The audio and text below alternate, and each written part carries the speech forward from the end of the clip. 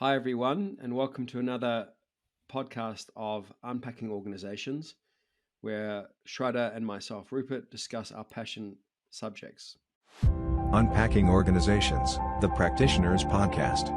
Sponsored by Orgvue. See tomorrow's business today.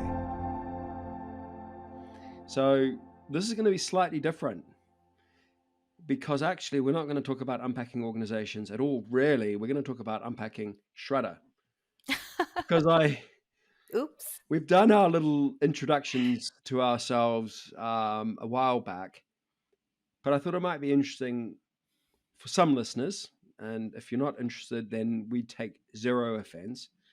But if you are interested in who is Shradha, and where are you from, what's your background, why are you so passionate about organization design, what kind of work have you done in this field, what other passions do you have?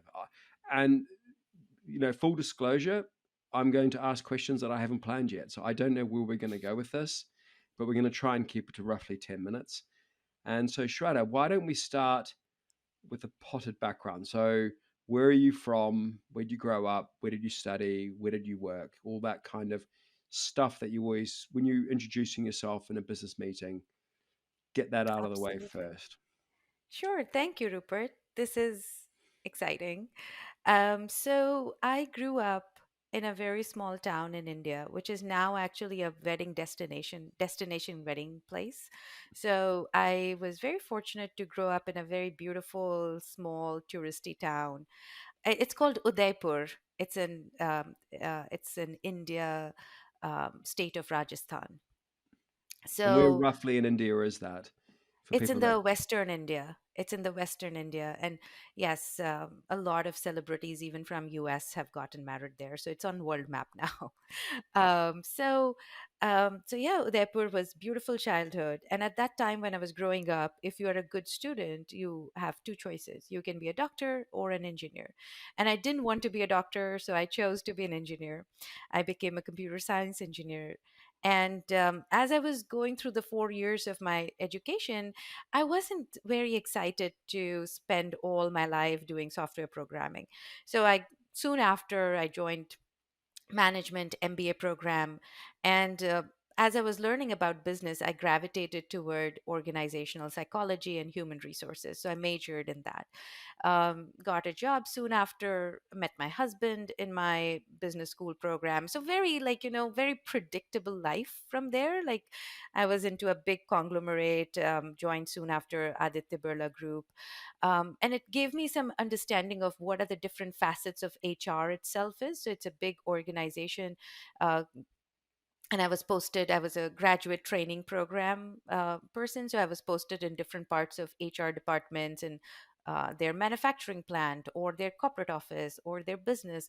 So it gave me a good exposure into different parts of HR, but it wasn't something that until then I wasn't very clear about what am I going to do in HR. So it wasn't a calling that I knew that this is what is happening. Then soon after I changed jobs, I joined Infosys, which is one of the largest IT firms in India. And I was just at the right place at the right time or wrong place at the wrong time. And they were doing a large scale org transformation. And I was one of the PMO member very early on in my career, but they were doing transformation of 100,000 people, five geographies. Um, and it was like everybody was part of transformation. So, and it was like the nuts and soups of everything, like started with org analysis, like activity analysis, job analysis, and rewriting all the job descriptions and realigning people into their new roles, and then actually doing all the work around how the performance management should change, how the career progressions should change, and all the organizational and HR systems, how should they change, because now we have a new career architecture or org design for it. So it went on for 3 years. I was the sole surviving member of that PMO. People came and went, but I just thrived on that. And I just felt the impact that you can create by doing that kind of a work. So I just got extremely excited about this space. And that's where the first love, or, that was the time then the love for this subject bloomed. Um, I continued my journey there, and something like there was a personal decision because of which we ended up in the US, which led me to do my second master's in US in the same space as org psychology. And I ended up being a management consultant after that. So I joined Boston Consulting Group. I wanted to work in the org design space. So those were the it's very difficult to find in large organization having a org design or OPNA kind of a department doing that good work.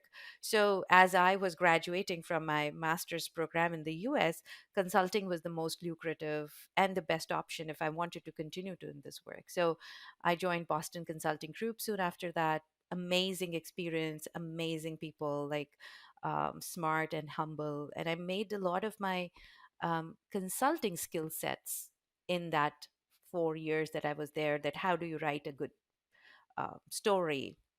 How do you write beautiful slides? How do you write playbooks? How do you actually talk to clients and things like that? So I attribute a lot of my power skills building into that uh, time.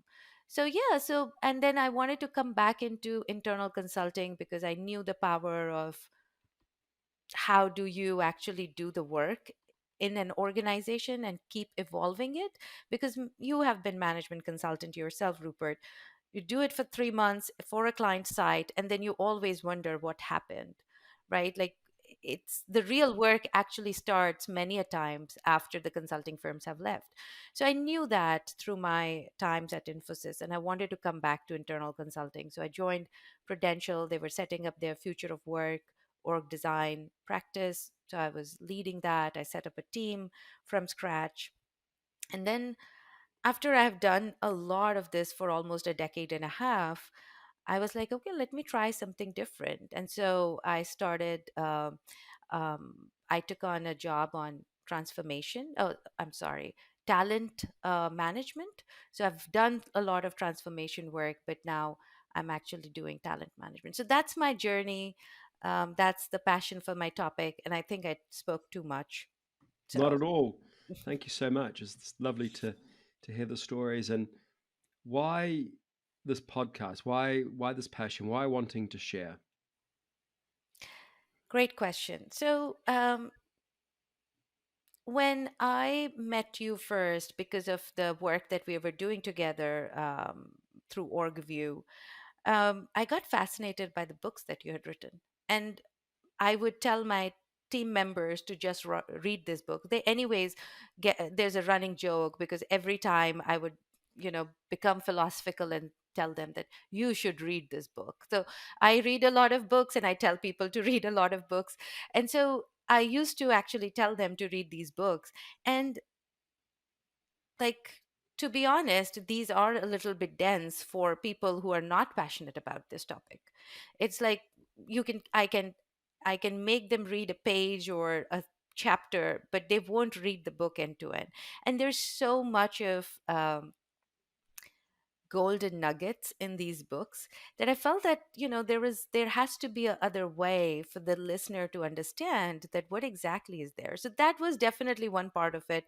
And then there is addition on to the practitioner part, right? Like, there's so much that we enjoyed talking together that I felt that perhaps there is a reason, or there is a merit in sharing it with others. So that was the only reason. And I think whenever we spoke about, our conversations flowed very naturally, and we had a very enriched conversation for ourselves, and thought perhaps it will be nice to just record them and put it out there.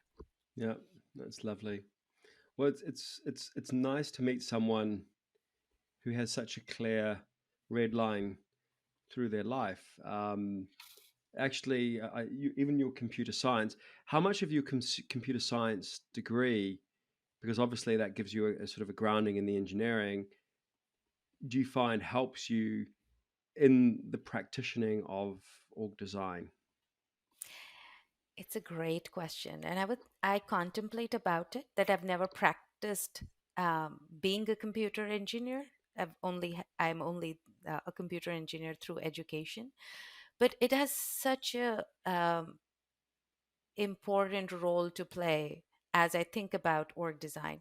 I'm not at all afraid of data or Excel sheets or actually modeling a formula or like uh, um a workforce planning tool, quick and dirty. The spans and layers that I used to do back in my consulting days, it's like all mathematics. And it came naturally to me because of my engineering background. And that was an added advantage because it was not something that, I'm good at the people aspect of people transformation, but I'm not good at the data and analytics. And I think that naturally flowed into the Yeah, mathematics and the modeling. it's really interesting, So, the combination of these skill sets. mhm. And lastly, and I know we promised to keep it to 10 minutes, and like so many of these promises, we break them, which is all my fault. I'm just so interested in you, Shredder, and it's so nice to hear the stories. Um, what about outside of work? So hobbies and family and just other Sure. things that might be of interest. Um, I feel I'm blessed. I am married with a very, very supportive husband. I think a lot of what I've done in life I attribute to him because he's been so supportive. I have a son who's preteens, and with all the challenges of having a preteen boy, so definitely that's there. But very, very, my family is my anchor. I live in New Jersey. I moved here 10 years back from India. So this is new home for me. And I have a very good, strong support system, even though we made it in last 10 years only. So that is personally for me. My hobbies are very varied. And sometimes I'm like, too much into distinct hobbies, but as pandemic sport, I've started taekwondo. So I'm slowly going my uh, belt up there, and I love I love board games, playing board games with my Which board games do you like? family. I like all sorts. Like, have you played Pandemic and No, Catan? It's actually Catan. Yeah, pretty cool. But Pandemic is on the same strategy level. But we okay, started playing in Pandemic, and it was like, oh my gosh, like this was so cool. So things like that, or even like a small, like a card game like Uno. Think yeah. like I'm a sucker for board games. Taboo with my friends. So those are the things. Um, but then I love gardening. I actually do a lot of watercolor painting. So there are a lot of things vary depending upon my mood. But the biggest hobby that I think I use day to day is like I love cooking. And so that's a very convenient hobby, especially like when you're in the US. It was a rude awakening for me because in India you have a whole entourage of support staff that helps you there, and you come to the US and you're all folded into one. So cooking has been a very, very convenient hobby. I love to cook, I love to host people and friends, so that keeps me busy. Wow, that's a lot of interests. It's well. Hopefully, this was nice for our listeners. A bit different, but I think it's important to know the person behind the voice, and this lovely Absolutely. person, which is Shradha. So, thank you so much for Thank sharing, you, Shradha. Rupert. Thank you, Rupert. Thanks a lot. Until next time.